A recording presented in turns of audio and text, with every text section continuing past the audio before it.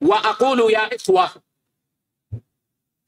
تتبعت أقوال العلماء الذين نسب إليهم القول بإخراج زكاة الفطر نقدا، فلم يتحقق قول منسوب إلى صاحبه يثبت إلا القول المنسوب إلى الأحناف. تقرؤون شيخ الإسلام ابن تيمية، تقرؤون عمر بن عبد العزيز، تقرؤون، ما ثبتت في زكاة الفطر. عمر بن عبد العزيز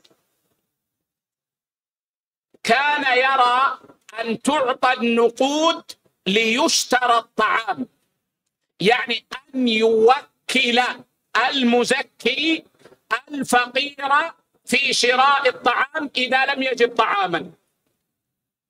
يعني أنا أردت طعاما ما وجدت، فقلت للفقير خذ هذا المبلغ اشتري طعاما.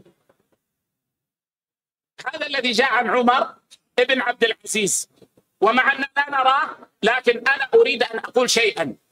ومع ذلك سئل الإمام أحمد عن إخراجها نقدا فقال لا، فقالوا له إن عمر بن عبد العزيز يرى إخراجها نقدا، فقال أقول لكم قال رسول الله صلى الله عليه وسلم وتقولون قال عمر بن عبد العزيز.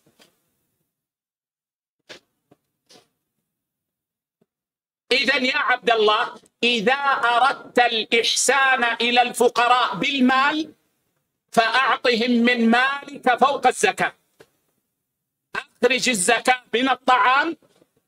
وإذا أردت أن تحسن وتتصدق فلا حرج، أعطهم من مالك.